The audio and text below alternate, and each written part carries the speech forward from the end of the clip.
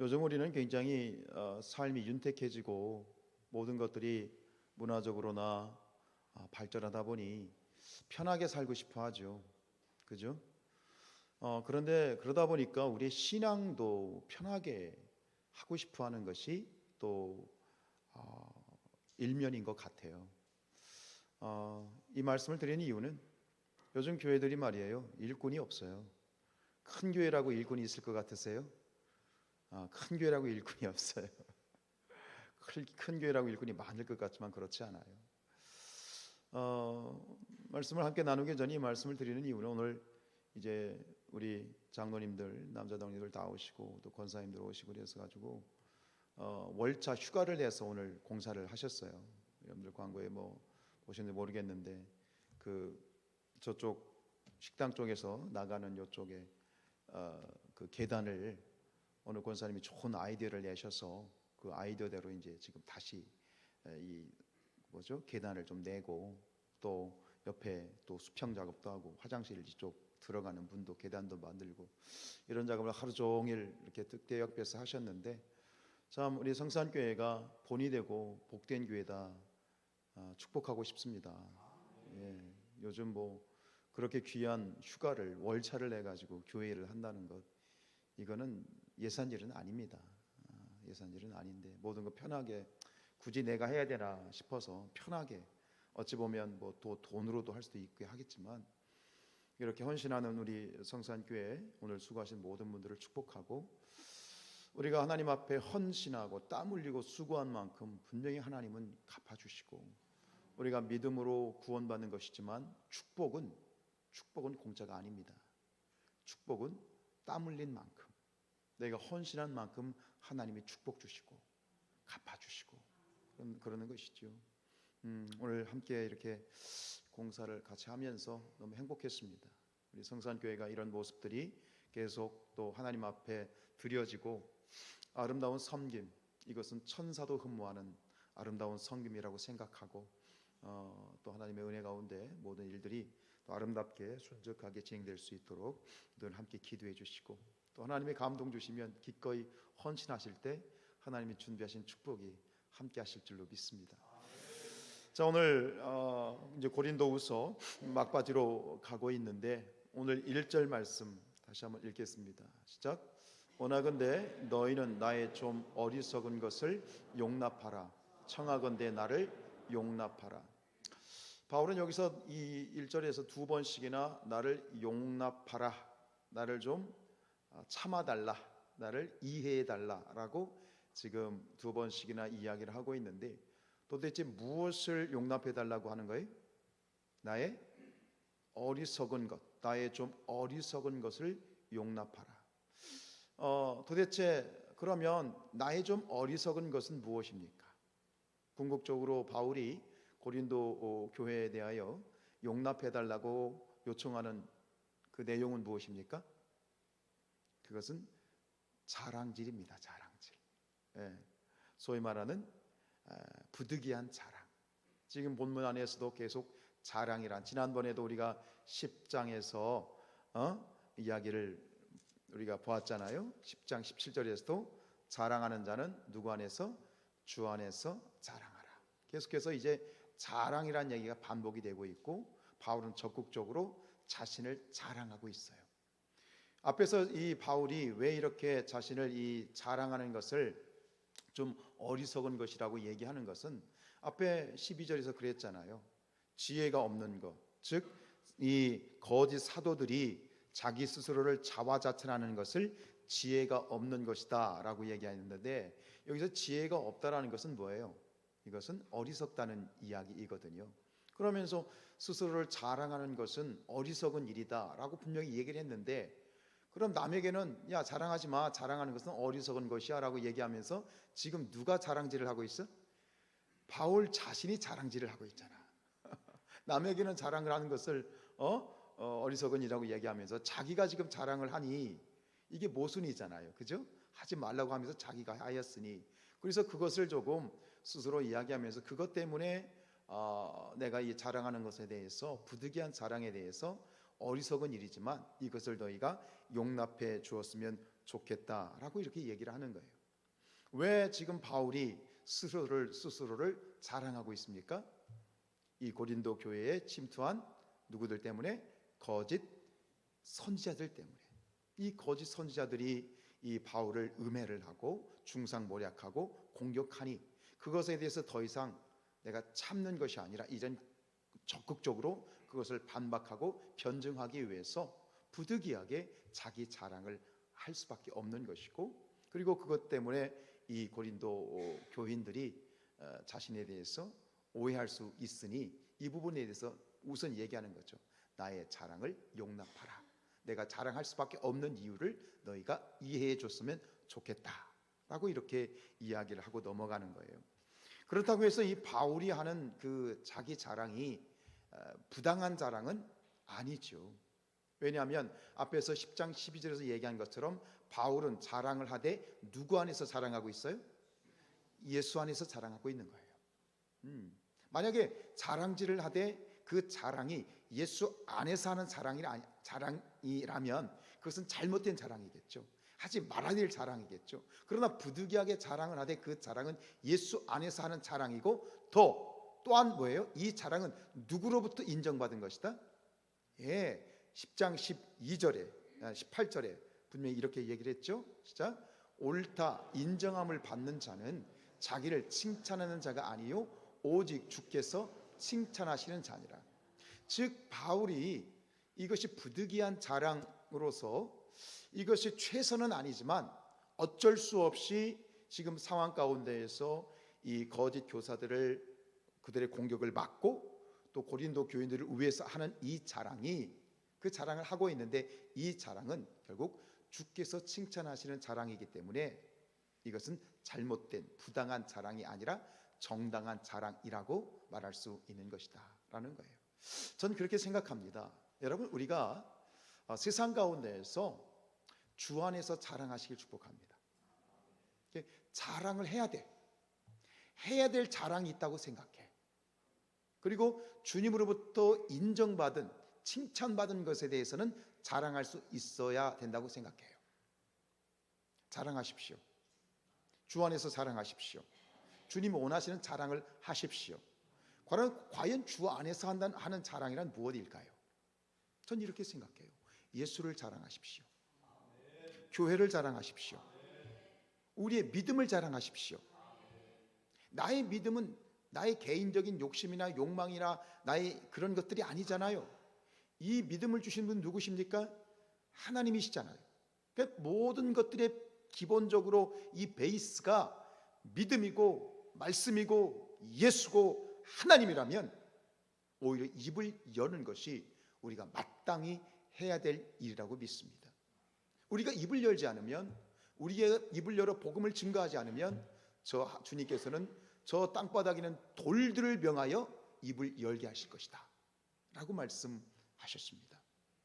부당한 자랑이 아니라 우리는 기꺼이 정당한 믿음 안에서 주 안에서 자랑하시기를 축복합니다. 입을 여십시오. 자랑하십시오. 만약에 오히려 반대로 예수를 자랑하지 못하고 하나님을 자랑하지 못하고 교회를 자랑하지 못한다면 오히려 그 믿음이 문제가 있는 것이 아닌가.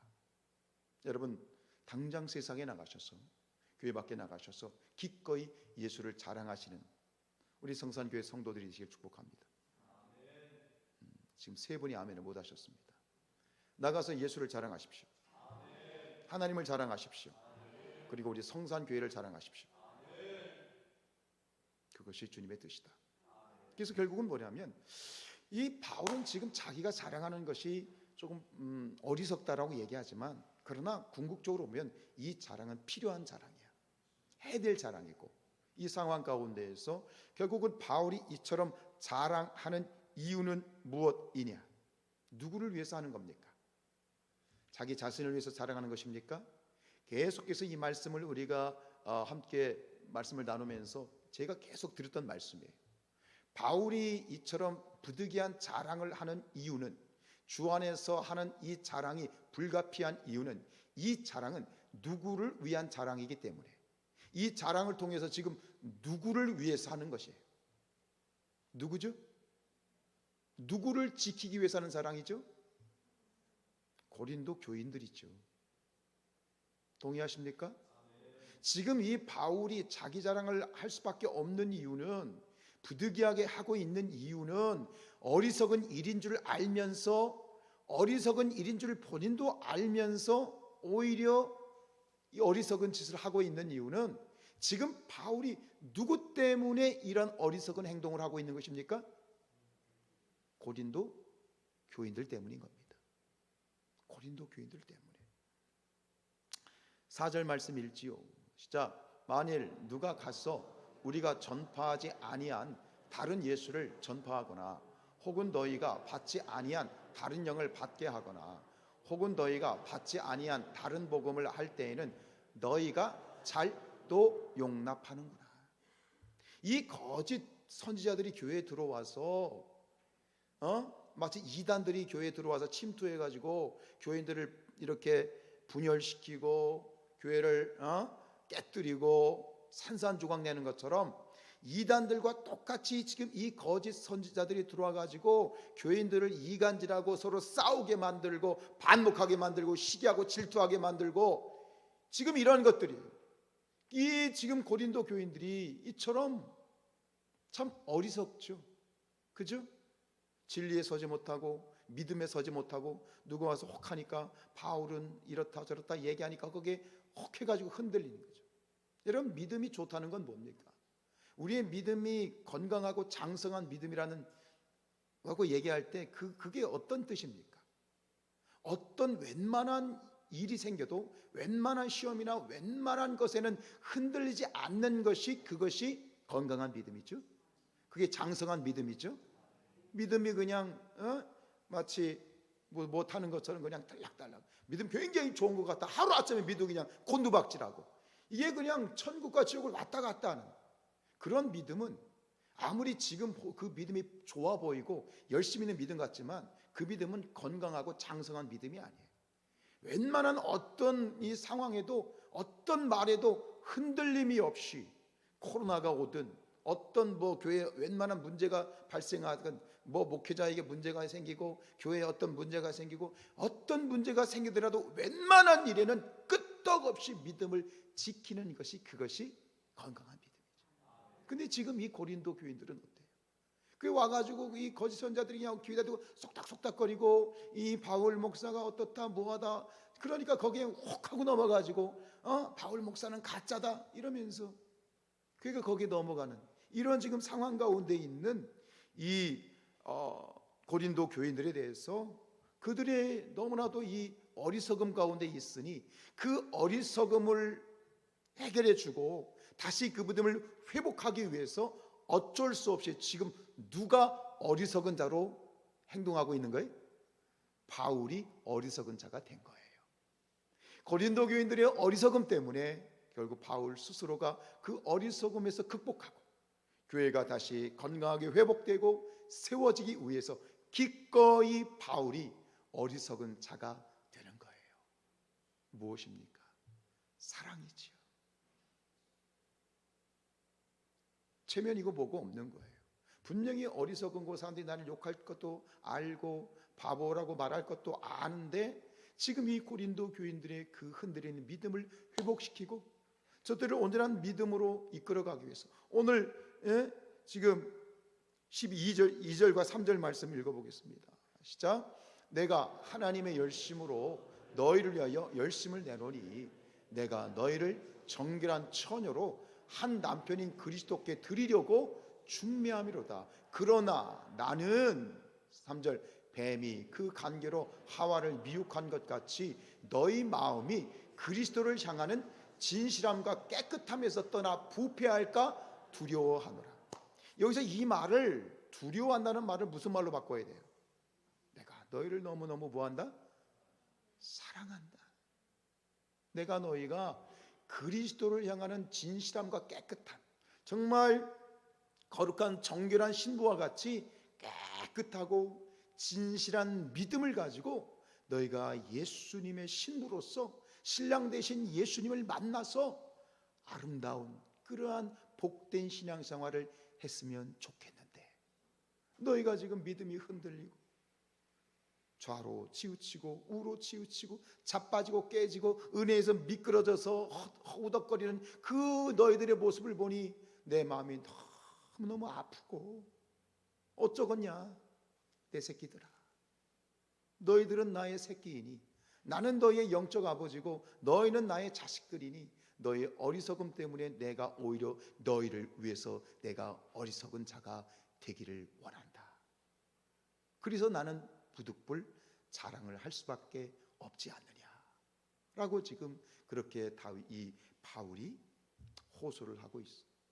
요즘 주일날 다윗을 설교하다 보니까 자꾸 설교에 수요일에 다윗이 막 나와. 지난주도 그랬죠, 그죠? 다윗과 바울이 왔다 갔다 해. 개떡같이 얘기해도 찰떡하지 알아듣는 우리 성산교회 성도들이 은혜야. 할렐루야. 감사해요. 여러분, 바울의 이런 마음은 결국은 목사의 마음이 아니라 아버지의 마음이죠. 그죠? 요즘 엊그저께 우리 부모 어버이날 보내셨죠. 저도 지난주에 잠깐 다녀왔는데 그 어머니 이 어버이날이 되면 꼭 생각난 노래가 뭐예요? 어머니의 마음. 그죠? 어머니의 마음. 아버지의 마음은 없어. 어머니의 마음. 근데 어머니의 마음은 이렇게 제가 한번 보니까요, 3절 가사에 이렇게 있더라고요. 사랑의 마음 속엔 온 가지 소원, 어머님의 마음 속엔 오직 한 가지. 아낌없이 일생을 자식 위하여 살과 뼈를 깎아서 바치는 마음. 이게 부모의 마음이죠. 어머니의 마음이지만 이게 어머니의 마음이고 아버지의 마음인데, 오늘 이 가사가 결국은 저는 고린도 교회를 향한 바울 목사님의 마음인 것 같아. 그리고 이 마음은 궁극적으로는 우리를 향하신 우리 아버지 되신 하나님의 마음이다. 사실 고린도 교인들은요, 정말 행복한 교인들이에요.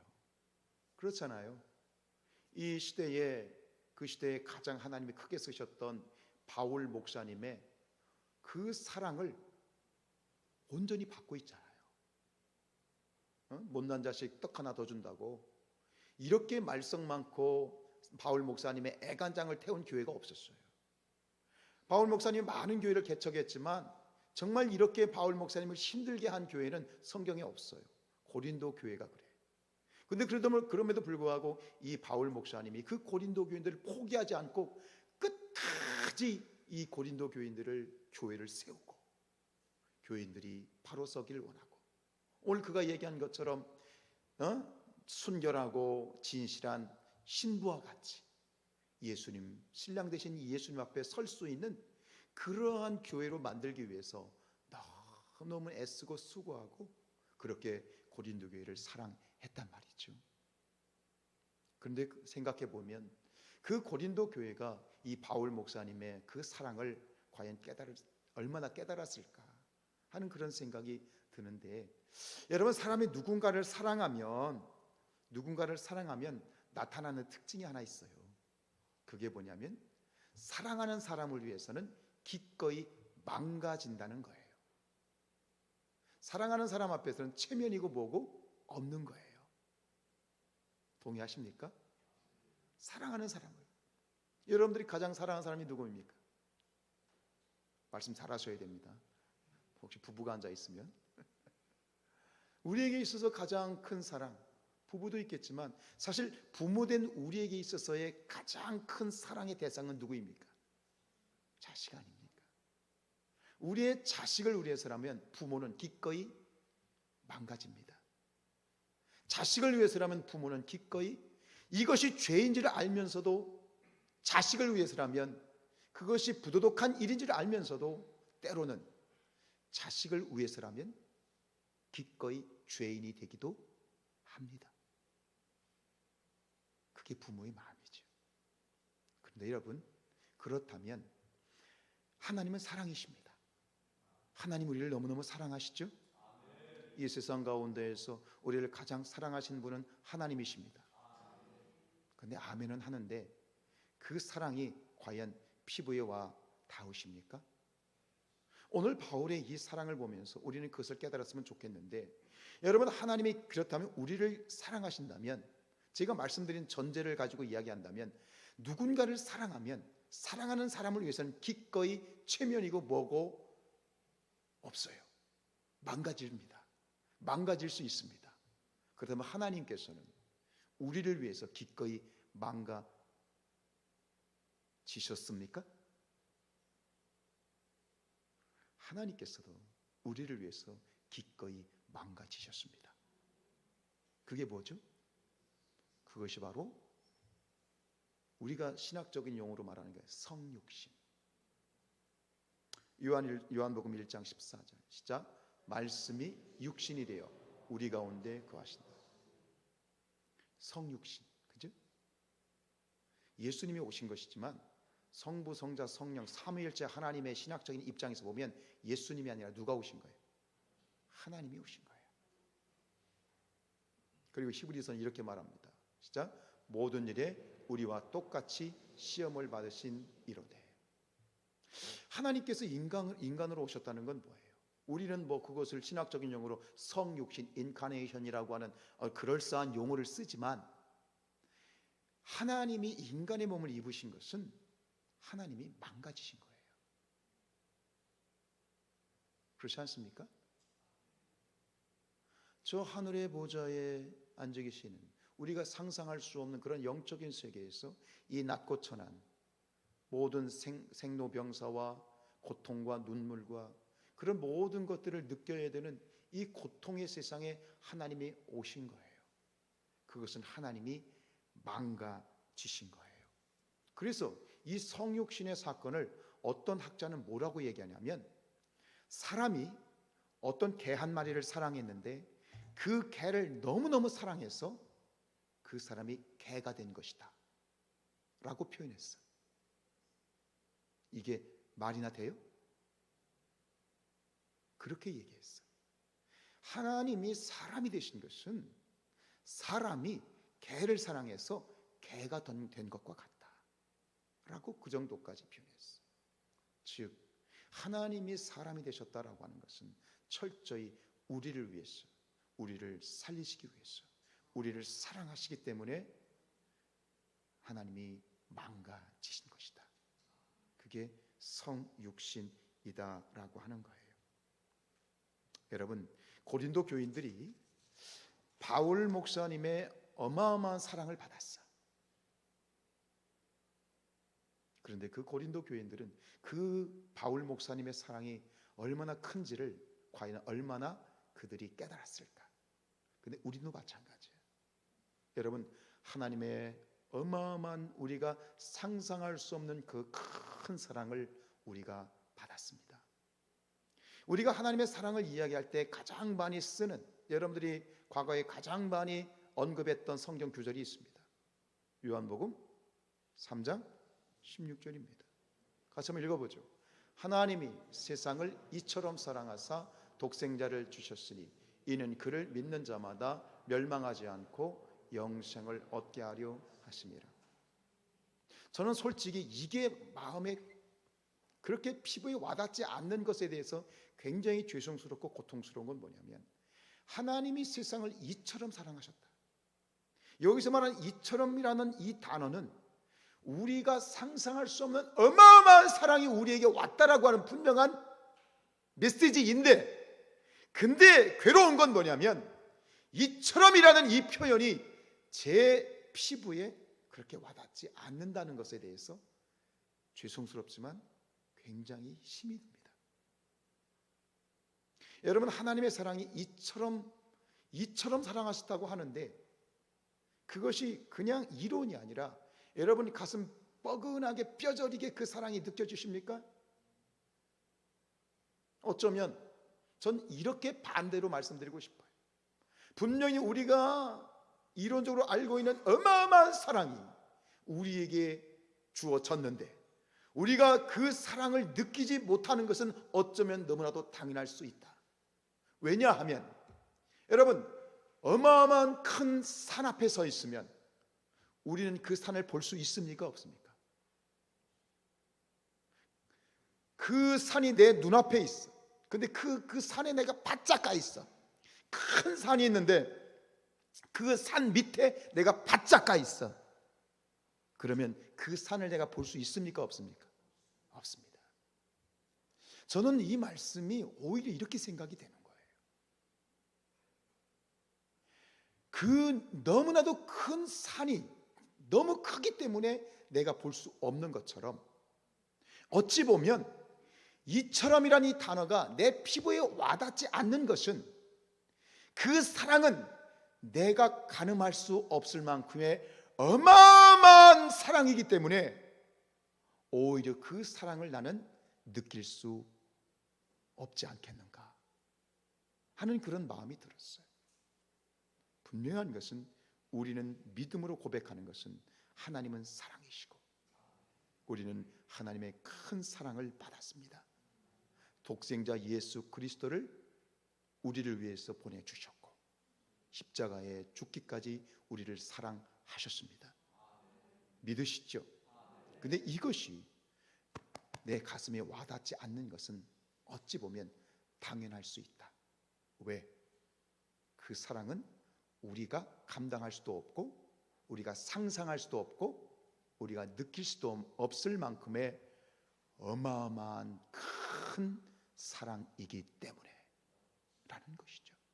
혹시 여러분 가운데 지금 이 부분 때문에 고민하는 분들이 있다면 오늘 이 시간에 자유하시길 바랍니다. 왜 나는 그 사랑이 가슴으로 느껴지지 않지?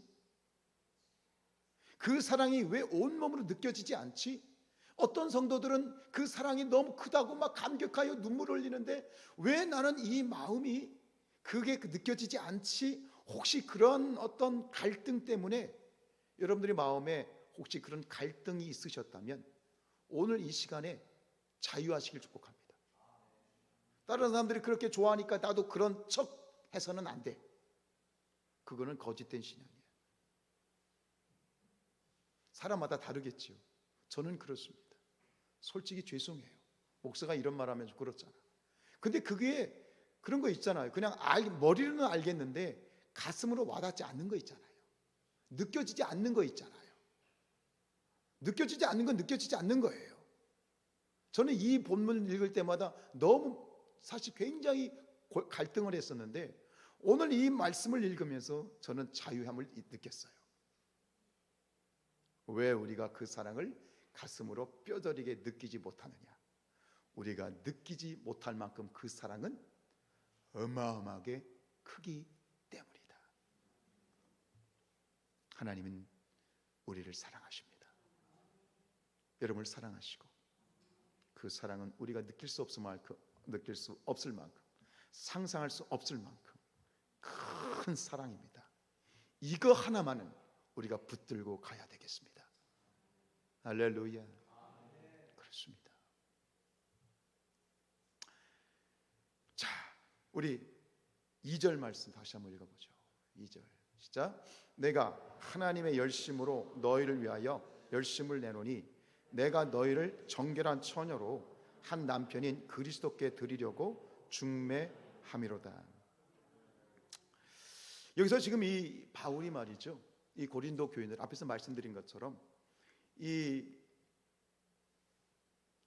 자신의 참 사도된 역할을 뭐라고 표현하고 있냐면 중매쟁이로 표현하고 있어요.